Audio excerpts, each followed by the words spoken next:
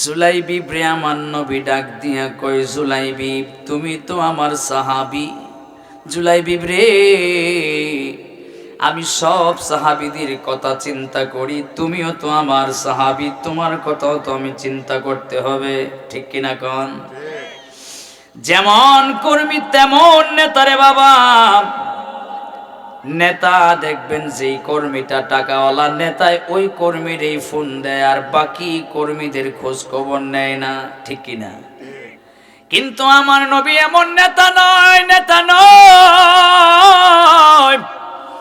আমার নবী কেমন নেতা ছিলেন? ওই নবীর কাছে কোনো ধনী আর গরিব ভেদাভেদ ছিল না। নবী আবু বকরে যেমনে দেখছে, ওমরেও তেমনে দেখছে, গরিব সাহাবী যারা ছিল তাদেরকেও এমনি ভাবেই দেখছে।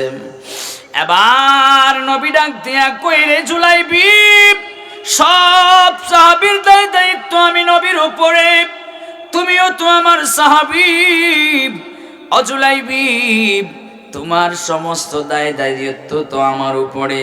জুলাইবিব রে, বয়স তো তোমার কম হয় নাই, জুলাইবিব তুমি কি বিয়ে করবা না? আল্লাহু আকবার কোন। বিয়ের কথা বলতেছে কে? স্বয়ং নবীজি। বিয়ের কথা কে বলে? জোরে বলেন, কে বলে? বাবা আপনাদের আওয়াজ কি নাই নাকি? বলেন না, বিয়ের কথা কে বলে?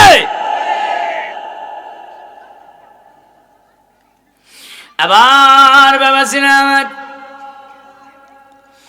আমার নবী ডাক দিয়ে কই, জুলাইবিব রে, জুলাইবিব বিয়ে শাদী কি তুমি করবা না? জুলাইবিব ডাক দিয়া কই, নবী গো, এক নাম্বারে আমি কালো, দুই নাম্বারে আমি হচ্ছি খাটো। নবী গো, এই মদিনার শহরে কে আমারে মেয়ে দিবে, কে আমারে কন্যা দিবে, আর আমি বিয়ে করব? দয়াল নবী ডাক দিয়া কই, জুলাইবিব রে, এই নাও একটা চিঠি তোমারে আমি দিলাম, এই চিঠিটা নিয়ে চিঠির নাম ঠিকানা অনুসারে তুমি একটু চলে যাও এই ঠিকানায়। আমার নবীর কাছ থেকে জুলাইবিব একটা চিঠি নিছে। ওই চিঠিটা নিয়ে নাম ঠিকানা অনুযায়ী জুলাইবিব আমার নবীর গরিব সাহাবী, কালো সাহাবী, খাটো একজন সাহাবী, এই ঠিকানা অনুযায়ী উনি রওনা দিছেন আরেক সাহাবীর বাড়িতে। আরেক সাহাবীর বাড়িতে যায় কই, ভাইরি আপনি কি বাড়িতে আছেন? বলে হ্যাঁ বাড়িতে আছি। কই আমি জুলাইবিব, একটু ঘরের বাহিরে আসবেননি? ওই সাহাবী ঘরের বাহিরে আসছে। জুলাইবিব রাদিয়াল্লাহু তাআলা আনহু আল্লাহর নবীজির একজন গরিব সাহাবী। ওই জুলাইবিব কি করছে, চিঠিটা সাহাবীরে দিছে। ওই চিঠিটা সাহাবীরে দিয়া কই, ভাই এই চিঠিটা আমার কাছে দয়াল নবী দিছে, আর কইছে যেন চিঠিটা আপনার কাছে আমি পৌঁছায়া দেই, এই হলো আমার দায়িত্ব, আমি আর কিছু জানি না। ওই সাহাবীটা কি করলেন, দয়াল নবীজির পাওয়া চিঠি জুলাইবিবের মাধ্যমে ওই চিঠিটা একটু মেলে ধরলেন সামনে। মেলা ধইরা দেখা যায় আমার নবী লিখছে, রে সাহাবী আমার, তুমি মদিনা শহরের অনেক ধনাঢ্য একজন সাহাবী, তোমার একজন রূপসী কন্যা আছে, তোমার একজন সুন্দর কন্যা আছে, মেয়ে আছে। রে ধনী সাহাবী, তোমার ওই সুন্দরী মেয়ে, সুন্দরী কন্যা আমি যে চিঠিটা দিয়া যেই জুলাইবিবরে পাঠাইছি, আমি নবীজি পছন্দ করছি, ওই জুলাইবিবের কাছে তোমার মেয়েরে আমি বিয়ে দিব। কোন সুবহানাল্লাহ, আল্লাহু আকবার, জোরে কও। ও বেটি সাসি, ও সাসি গো, ইয়া আল্লাহ, মাইতো না গো মাই, সুবহানাল্লাহ। তোমরা গো বেটেন গো, বেটেন ছোট হোক আর বড় হোক, ছোট বড় লাগে না, বেটেন তিন চারজন একখান ওইলি হইছে, কথা কয় না? হ্যাঁ বাপরে বাপ, তিন বিডি একখান হইলে খাম শেষ এমনই। ছোট বড় লাগে না তো, গপ চলছে আর ওটি মামি চাচি খালাম্মা মই, আমার ওরি বিডি কথা কথা কবেন যেত না, কথা কইলে কিন্তু খবর আছে। এরা যে মাহফিল আইসা বইছে এটা তো শুকরিয়া, আলহামদুলিল্লাহ করেন। নাইলে এই সমস্ত বাচ্চারা আমি দেখছি অন্যান্য মাহফিলে দৌড়াদৌড়ি করে, কথা বলেন ঠিক কিনা? তেরা যাইছে বসে এটা লাখ লাখ শুকরিয়া। যাই হোক, এই জন্য আমি তাদেরকে কিছু বলি নাই শুরু থেকেই। আমার বাবা সিরারে এবার ওই সাহাবীর চিঠিটা ধরে মেললেন। মেলার পরে চিঠির মধ্যে লেখা আছে, সাহাবীরে, ও ধনী সাহাবী, তোমার ঘরে একজন মেয়ে আছে, একটা কন্যা সন্তান আছে, যাকে বলা হয় হুরে মদিনা, অর্থাৎ মদিনার হুর। সুবহানাল্লাহ কোন। এমন সুন্দর মেয়ে ওই মদিনার শহরে আর দ্বিতীয় কেউ নাই, দ্বিতীয় কেউ নাই। যার যে সাহাবীর মেয়েকে হুরে মদিনা বলা হয়, হুরে মদিনা বলা হয়। সাহাবী যখন চিঠিটা পড়লেন একটু টেনশনে পড়ে গেছেন। চিঠিটা বলেন তো পাঠাইছে কে? জোরে কোন। চিঠিটা পাঠাইছে দয়াল নবীজি। এখন সাহাবী চিঠি পায়া তো একটু বিপদে পড়ে গেছে, নবীর কথা মানবো কি মানবো না? আচ্ছা বলেন তো, আপনাদের থেকে আমি একটু জানতে চাই, সাহাবী দয়াল নবীর কথা রাখবো কি রাখতো না? জোরে কোন। বাহ, সুন্নিদের তো এই বিশ্বাস। আল্লাহু আকবার, জোরে কোন। আমার বাবা সিরারে মনোযোগ দিয়ে শুনবেন রে আব্বা, ও বাজানরা রে আমার, ও মণিপুরের আম্মাজিরা গো শোনেন। এবার সাহাবী চিঠিটা হাতে নিয়া জুলাই বিবের দিকে একটু তাকায়, আবার চিঠির দিকে একটু তাকায়, একবার চিঠির দিকে তাকায়, আবার জুলাই বিবের দিকে তাকায়, আবার এদিক তাকায় ওদিক তাকায়। এবার জুলাই বিব ডাক দিয়া কই, সাহাবী রে, চিঠিটা কি জন্য দিছে? কয় চিঠিটা নবী দিছে, আমার একটা সুন্দরী মেয়ে আছে, আমার একটা রূপসী মেয়ে আছে, যাকে বলা হয় হুরে মদিনা, মদিনার হুর পরি। এরে জুলাইবি, তুমি তো অনেক কালো, তুমি তো অনেক খাটো, এমনকি তুমি অনেক গরিব, তোমার সম্পত্তি বলতে কিছুই নাই। জুলাইবি রে, দয়াল নবী বলছে তোমার কাছে আমার মেয়েটা বিয়ে দেওয়ার জন্য। জুলাইবি ডাক দিয়া কই, ভাই আমার, আমি তো কিছুই জানি না, দয়াল নবী পাঠাইছে। ঠিক আছে, তাহলে আমি চলে যাই। জুলাইবি যখন রওনা দিয়ে দিছে চলে যাবে, ছাদের উপরে ছিল একটা মেয়ে, ওই হুরে মদিনা সাহাবীর মেয়ে ছিল। সব কিছু মেয়ে শুনছে এবং দেখছে। সুবহানাল্লাহ, জোরে কোন। আরো জোরে। নাকি কালকে সকালে কইবেন বাড়ির যায়া? জোরে কোন। আমার বাবা সিরারে এবার মেয়েটা ডাক দিছে, বাবা একটু কাছে আসেন, বাবা একটু কাছে আসেন, ঘরের ভিতরে আসেন, একটু কথা বলি। আর আপনার সাহাবী দয়াল নবীর সাহাবীরে বলেন একটু দাঁড়ায় থাকতে। এবার বাবা যখন ঘরের ভিতরে ঢুকছে, মেয়ে ডাক দিয়া কয়, ওগো আব্বাজান, এই চিঠিটা কার? চিঠির মধ্যে কি লেখা আছে? কয়, মা গো, এই চিঠির মধ্যে লেখা আছে তোমারে নাকি ওই যে কাটো ছেলে, কালো ছেলে, গরিব ছেলে জুলাইবিব, আমার ওই জুলাইবিবের কাছে বিয়ে দিতে। ওগো মা, আমি এখন কি করতে পারি? মেয়েটা ডাক দিয়া কয়, ওগো আব্বাজান, আপনি কি জানেন না চিঠিটা কে পাঠাইছে? চিঠিটা কে পাঠাইছে এটা কি আপনার মনে আছে? চিঠিটা কিন্তু দুজাহানের বাদশা, কামলিওয়ালা, দুজাহানের সরদার নূর নবী, জিন্দা নবী কিন্তু নিজের হাতে চিঠিটা লেখা আমার বিয়ের প্রস্তাব পাঠাইছে। এই বিয়ে ফেরত দেয়া যাবে না আব্বা, এই বিয়ে অবশ্যই রাখতে হবে।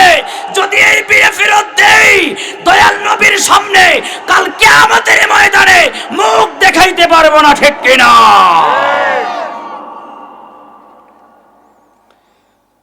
সাহাবী আমার কয়, মেরে তুমি যদি রাজি হয়ে যাও তাইলে তো আমার আর কোনো সমস্যা থাকার কথা না। ছেলে যদি পছন্দ করে দেয় মেয়ে, আর মেয়ে ছেলে দুজনে যদি একজন আর একজনের পছন্দ করে লায়, তাইলে মা বাবার সমস্যা হওয়ার কথা না। পাত্র যদি ভালো হয়, পাত্র তো ভালো, দয়াল নবীর সাহাবী, এর চাইতে ভালো পাত্র আপনি আর কই পাইবেন? আল্লাহু আকবার, আল্লাহু আকবার। আরে জুলাইবিবের কেমন ভালো, জুলাইবিব কেমন নবীর সাহাবী জুলাইবিব জানেননি? আমার নবী যখন যে কোনো বৈঠক করত, হাদিস পড়ত, কোরআনের দরস দিত, মাহফিল যখন করত, আমার নবী যখন বসতো কোনো বৈঠকে, জুলাইবিব আমার নবীর সামনে বসতো। আল্লাহু আকবার। সবার সামনে গিয়া জুলাইবিব বৈশা থাকতো, আর একটু দূর দূর থাকতো। আমার নবী জুলাইবিবরে ডাকে, রে জুলাইবিব, তুমি সব সময় দেখছি আমার সব বৈঠকে তুমি আমার সামনে আইসা বসো, কিন্তু সবার থেকে আলাদা হইয়া একা একা তুমি কেন বসো? জুলাইবিব ডাক দিয়া কই, নবী গো, ও নবী, আমার এই পৃথিবীতে কেউ নাই, আমি বড় এতিম, আমি বড় গরিব। নবী গো, এই পৃথিবীতে সম্পত্তি বলতে আমার কিছু নাই, একটা ছোট্ট ঘর আছে, তাও আবার ভাঙা। নবী গো, আমি তো ওই সমস্ত সাহাবীদের মতো না, এই জন্য তাদের সাথে যাই আমি মিশতে পারি না, আমি আমার একা একা বসি, তাদের কাছে আমি বসি না। আমার নবী ডাক দিয়া কই, রে জুলাইবিব, না না না, সব সাহাবী ভাই ভাই, তুমি যায়া সব সাহাবীদের কাছে বসতে পারবা, এটাই কোনো বাধা নাই। জুলাইবিব রে, সামনে বসো, তাতে অসুবিধা নাই, কিন্তু আর কোনোদিন তুমি একা একা বসবা না। গরিব বইলা নিজেরে তুমি ছোট ভাববা না, ছোট ভাববা না। আরে জুলাইবিব, এ জুলাইবিব, বিয়ের প্রস্তাব পাঠা দিছে। মেয়ে এবার ডাক দিয়া কয়ে, আব্বা জান, এমন একজন বিয়ের প্রস্তাবটা পাঠাইছে, বিয়ের আপনার ওকালতি করছে। নবী গো, এর চাইতে বড় পাওয়া আর তো কিছুই হতে পারে না। আব্বা গো, নবী এর চাইতে, নবী বিয়ের প্রস্তাব পাঠাইছে, এর চাইতে বড় আর কিছুই হতে পারে না। আরে কেমন নবী পাগল ছিল ওই জুলাইবিব! জুলাইবিব এই দুনিয়ার কোনো পাগল ছিল না, এই দুনিয়ার জুলাইবিব কোনো পাত্তাই দিত না। এই রঙিন পৃথিবী, যেই পৃথিবী পায় আমরা আল্লাহরে ভুলে গেছি, যেই পৃথিবীরে পায় আমরা রাসূলকে ভুলে গেছি। বাজান রে আমার, যে পরিবার পায় আমরা নামাজ ভুলে গেছি, যেই সন্তানরে পায় আমরা জিকির ভুলে গেছি, যেই সন্তান আর পরিবার রুজি রোজগারের মধ্যে লাইগা আমরা আমাদের রমজানের রোজাকে ভুলে গেছি, আল্লাহর ইবাদত থেকে আমরা সরে গেছি। জুলাইবিব ডাক দিয়া কই, রে পৃথিবীর মানুষ, এই পৃথিবী আমাদেরকে অন্ধ বানা রাখছে, এই পৃথিবী যদি আমরা ত্যাগ করতে পারি, এই পৃথিবী যদি আমরা ত্যাগ করতে পারি রে পৃথিবীর মানুষ, তাহলে আমাদের জন্য জান্নাত অবধারিত, জান্নাত অবধারিত। কোন সুবহানাল্লাহ, আল্লাহু আকবার, আল্লাহু আকবার। আমার নবীর সাহাবী জুলাইবিব এই পৃথিবীর কোনো পাত্তাই দিত না। কোথায় পৃথিবী যা, এই পৃথিবী 10টার সমান পৃথিবী জান্নাতে আমাকে আমার আল্লাহ উপহার দিবেন। জুড়ে সুরে বলেন আল্লাহু আকবার।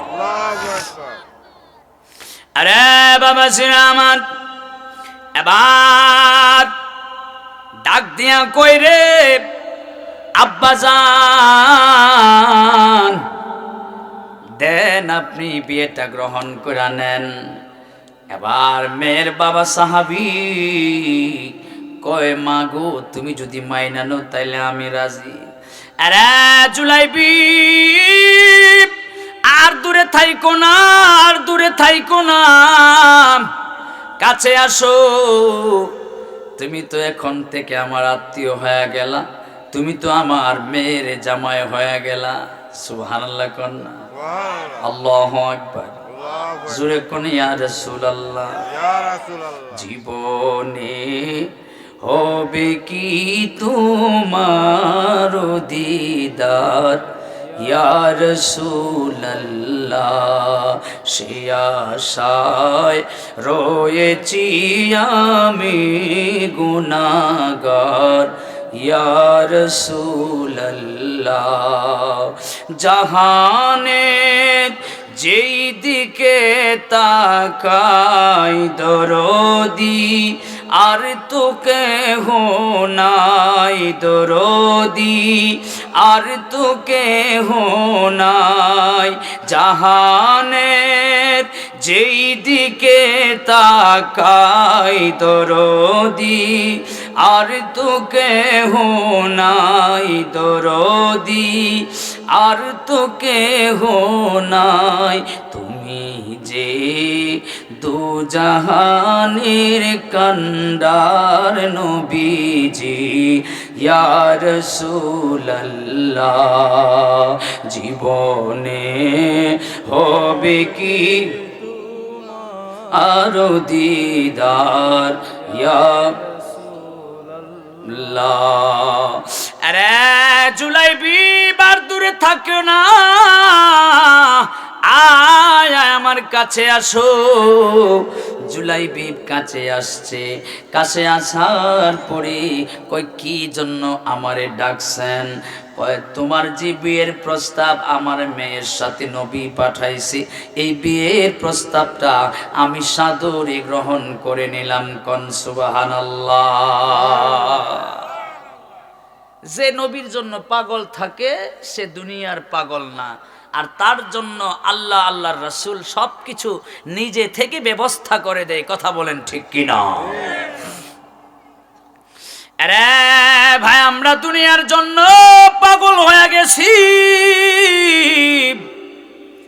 আমরা এই দুনিয়ার মায়ায় পড়ে গেছি,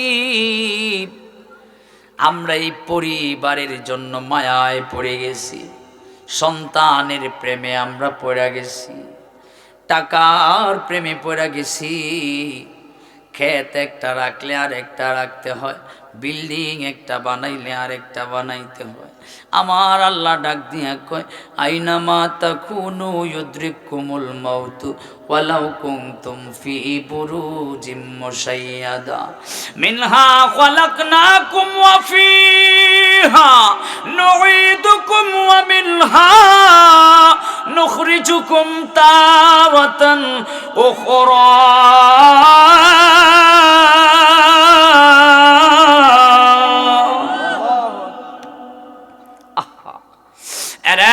বাবাজিরা আমার, গভীর মনোযোগ দিয়ে শুনবেন। এবার জুলাইবি কি করলো? আল্লাহর রাসূলের কথা অনুযায়ী চিঠির নিচে আরেকটা লাইন লেখা ছিল। ওই লাইনের মধ্যে লেখা ছিল, রে সাহাবী, ধনী সাহাবী, জুলাইবিবের বিয়ার প্রস্তাবটা তুমি মাইনা নিয়া জুলাইবিবরে কিছু টাকাও দিবা, যেন বিয়ের খরচ আদি করতে পারে। কোন সুবহানাল্লাহ। খালি বিয়ের প্রস্তাব মাইনা নিবা না, বিয়ের প্রস্তাব মাইনা নেয়ার পরে কিছু টাকাও জুলাইবিবের হাতে উঠায়া দিবা, জুলাইবিব যেন তার বিয়ের কাপড় চোপড় বাজার হাট করতে পারে। কোন আল্লাহু আকবার। কই আসলাই তুমি?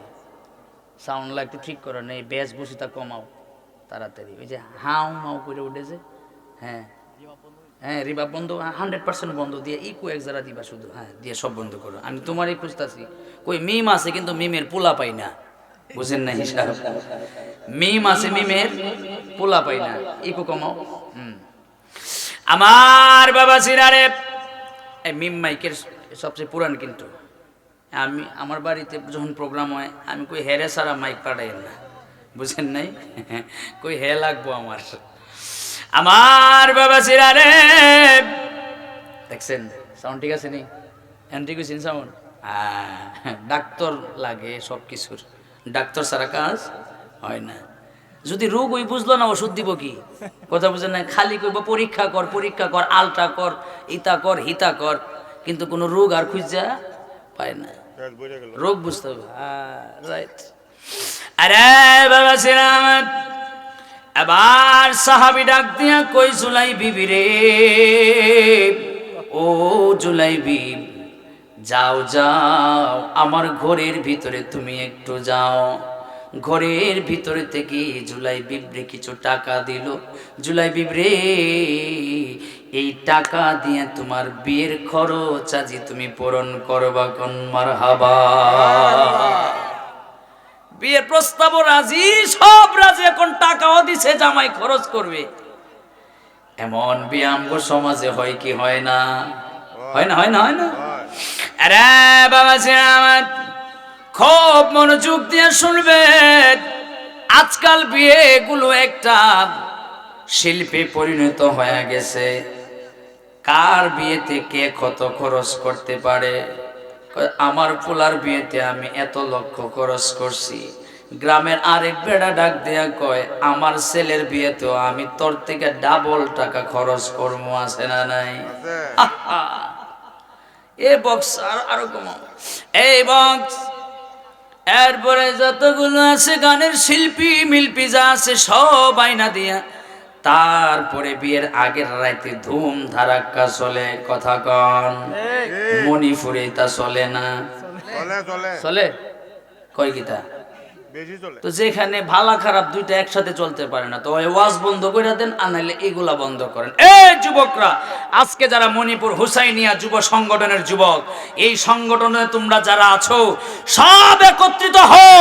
প্রয়োজনে আমরা যারা এলাকায় আছি আমাদেরকেও ডাকো, প্রত্যেকটা এলাকায় এলাকায়, প্রত্যেকটা গ্রামে গ্রামে এই সমস্ত নর্তকী, এই সমস্ত নষ্টামি বিয়ের আগের রাতে বন্ধ করতে হবে।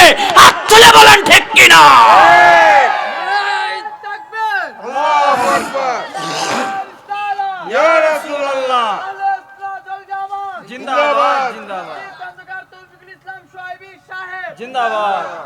ইতা খালি মণিপুর না, রানীগাঁও আছে না নাই? কোন দিকে বন্ধ করবেন? শোনেন, আমি একটা বিষয়, ছোট্ট একটা জিনিস টোটকা আপনাদেরকে শিখাই দেয়া যায়। এই যে বক্সগুলো বাজে, এগুলা কিন্তু আইনে একদম নিষেধ, বাংলাদেশের আইনে একদম নিষেধ। যদি কোথাও কোনো বাড়িতে এই বক্সগুলো বাজে, ঠাস করে মোবাইলটা হাতে নিবেন, একদম ফ্রি 999, 3টা 9 উঠায়া তারপরে একটা কল দিবেন, দিয়া কইবেন যে এই চুনারঘাট উপজেলা 9 নং রানীগাঁওর অমুক ওয়ার্ডের অমুক গ্রামে গানটা বাজতেছে। দেখবেন বেশি সময় লাগতো না, যদি মণিপুর ওই সোনারঘাট থেকে আসতে আধা ঘন্টা বা 20 মিনিট, ঠিক কিনা? দেখবেন দৌড়ের উপরে খাড়া দৌড় মারতেছে খালি। এটা বহুত করছি আমরা, বুঝেন নাই? এখন কেউ কেউ রাগ করবো, কারণ সত্য কথা কইতাছি তো, কথা বুঝেন নাই? যারা এগুলোর পক্ষে এরা আমারে ভালো পাবে না। আরে দাওয়াত দিলে দেন, না দিলে নাই, এটার পরোয়া আমি করি না, কিন্তু হক কথা বলতে হবে। রাব্বুল আলামিন প্রত্যেকটা মানুষকে প্রতিনিধি বানায়া এক একটা এলাকায় এলাকায় পাঠাইছে, এক একটা ঘরে ঘরে প্রতিনিধি বানায়া পাঠাইছে। আরে বাবা আমার এবার জুলাই বিবির শ্বশুর হুরে মদিনা কিছু টাকা জুলাই বিবির হাতে ধরায়া দিছে, কিছু টাকা জুলাই বিবির হাতে ধরায়া দিয়া কই জুলাই বিবরে যাও, তুমি যায় তোমার বিয়ের খরচ করো, তুমি তোমার কাপড় চোপড় কেন, বিয়ের খরচ আদি তুমি মেটাও। জুলাইবি বই থেকে শুনছে কি যেন একটা যুদ্ধের নাম ঘোষণা আসছে রে, কি যেন একটা যুদ্ধ সংগঠিত হয়ে যাবে আগামীকাল। জুলাইবিবের বিয়েও আগামীকাল। জুলাইবিব কি করছে, তার শ্বশুর যেই টাকা দিছে তার কাপড় চোপড় কেনার জন্য, যুদ্ধের বিয়ের খরচ আদি মেটানোর জন্য জুলাইবি বাজারে গেছে ঠিকই, কিন্তু বিয়ের কোনো খরচ সে করে নাই, সে বিয়ের কোনো খরচ আদি সে মেটায় নাই, সে কোনো কাপড় চোপড় কিনে নাই, মোটুক পাগড়ি পাঞ্জাবি কিনে নাই। শুনছে দয়াল নবীজি আগামীকাল কোনো একটা যুদ্ধে যাবে। জুলাইবি বাজারে যায় কি করছে জানেননি, একটা তলোয়ার কিনছে আর একটা ঘোড়া কিনছে। আল্লাহু আকবার, আল্লাহু আকবার। একটা তলোয়ার কিনছে আর একটা ঘোড়া কিনছে, একটা তলোয়ার আর একটা ঘোড়া কিনে অপেক্ষা করে রে আগামীকাল দয়াল নবী যুদ্ধে যাইব, আমিও যুদ্ধে যাব, আমার নবী যুদ্ধে যাবে, আর আমি বুঝি নতুন বিয়ে শাদি কইরা রং তামাশা করব, আমি বুঝি বউকে নিয়ে ঘুরবো, আমি বুঝি বউরে নিয়ে আপনার বাসর ঘর করব। না রে না না, দয়াল নবী যুদ্ধে যাবে, আমিও দয়াল নবীর যুদ্ধে যাব। আরে বাবাজিরা আমার, দয়াল নবী যাতে যুদ্ধের ময়দানে জুলাইবিবরে না চিনে, জুলাইবিব কি করছে জানেননি, আরেকটা কালো কাপড়ের একটা মাস্ক কিনছে। আল্লাহু আকবার, আল্লাহু আকবার।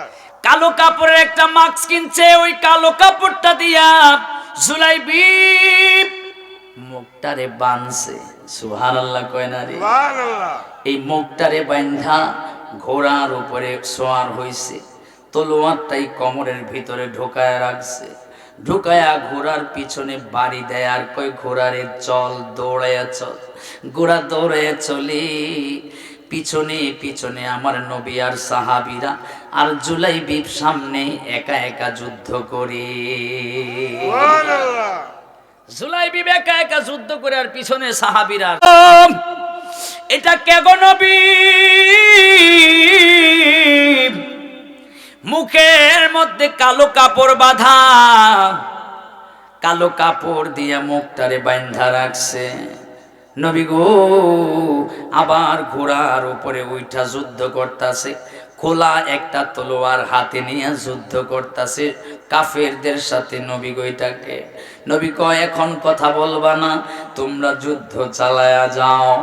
যুদ্ধ যখন শুরু হলো, সবাই মিলে যুদ্ধ করতেছে। যুদ্ধ এক সময় থেমে গেছে। যুদ্ধ থেমে যাওয়ার পরে আমার নবী কয় রে সাহাবী, হে সাহাবীরা, সারা যুদ্ধের ময়দান খুঁজা খুঁজা দেখো আমাদের কয়জন শহীদ হইছে। সাহাবীরা সারা যুদ্ধের ময়দান খুঁজতেছে আমাদের কয়জন শহীদ হয়েছে, মুসলমানদের কয়জন শহীদ। সামনের দিকে দূর যে তাকায় দেখে একটা লাশ পড়ে আছে কালো কাপড় দিয়ে বাঁধা। মানুষটা বেশি লম্বা নয়, মানুষটা কাটো, মানুষটা একদম বেটে, একদম ছোট মানুষ। কপাল থেকে দেখা যায় কপালটা যেন কালো কুচকুচে। সাহাবীরা ডাক দিলেন, নবী গো সব লাশের পরিচয় পাওয়া গেছি, সব শহীদের পরিচয় পাওয়া গেছি, কিন্তু নবী গো এদিকে কি একটু আসবেন? ও নবী, এই লাশটা তো, এই লাশটা কালো কাপড় দিয়ে বাঁধা। নবী গো এই লাশটারে তো চেনা যায় না কার লাশ। আমার নবী কাছে আসছে, আয়েশা কয় সাহাবীরা রে, এই লাশের মুখ থেকে কাপড়টা একটু সরায় দে। লাশের মুখ থেকে যখন কাপড়টা সরাইছেন সাহাবীরা, আমার নবী কান্না করে দিছে, কান্না করে দিছে। আমার নবী ডাক দিয়া কই রে মদিনার সাহাবীরা, তাকায়া দেখ, এটা তো তোমাদের ভাই হযরতে জুলাইবিবের লাশ। আল্লাহু আকবার, আল্লাহু আকবার। তাকায়া দেখ, এটা তো তোমাদের ভাই, আমার সবচাইতে প্রিয় সাহাবী, আমার সবচাইতে কাছের সাহাবী হযরতে জুলাইবি। আরে সাহাবীরা আমার, যে তোমরা যুদ্ধ চলাকালীন সময়ে বলছিলা ওই সামনে দেখা যায় গুড়ায় চইরা চইরা কে জানি যুদ্ধ করে। সাহাবীরা রে, দেখছো নি কে যুদ্ধ করছিল? সাহাবীরা ডাক দেয়া কয়, নবী গো, আপনি না তারে পাঠাইলেন বিয়া করতে? নবী গো, আজকে তো তার বিয়া করার কথা ছিল। নবী গো, সে কি বিয়া করে নাই? বিয়া করে নাই। আরে বাবা সিনা আমার, এবার বলতে পারেন হুজুর, এই সাহাবী কেন কালো কাপড় দিয়া মুখ বাঁধছে? সাহাবী আমার উত্তর দিয়া কয়, কালো কাপড় দিয়া মুখ বাঁধার কারণ হলো এটা, নবী যদি যুদ্ধের ময়দানে দেখতো জুলাইবি যুদ্ধের ময়দানে আসছে, নবীজি এই জুলাইবিবরে যুদ্ধ করতে দিত না, নবীজি জুলাইবিবরে বিয়ে করতে পাঠায়া দিত।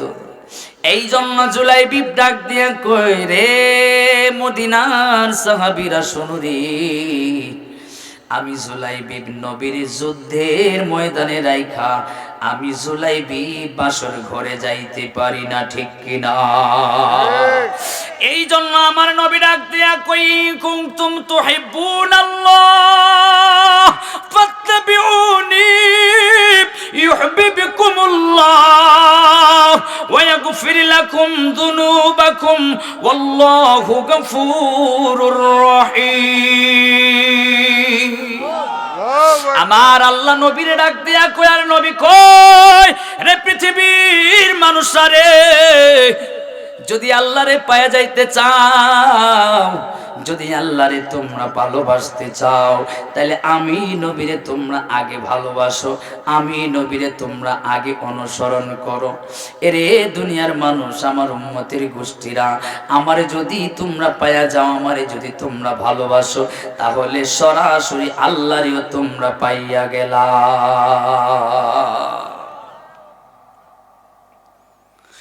আর আমার নবী হাদিসে মুবারাকার মধ্যে কইলা, ইউমিনু আহাদুকুম হাত্তা আকুনা হাব্বা ইলাইহি মিন ওয়ালিদিহি ওয়া ওয়ালাদিহি ওয়ান নাসি আজমাইন। জোরে সুরে কন্যা ইয়া রাসূলুল্লাহ। আমার নবী ডাক দিয়া কই, দুনিয়ার উম্মতের গোষ্ঠীরা, আরে দুনিয়ার উম্মতের গোষ্ঠীরা শোনো রে, এ দুনিয়ার উম্মত, যারা আমি নবীরে তোমার ছেলে মেয়ে, তোমার পরিবার, তোমার স্ত্রী,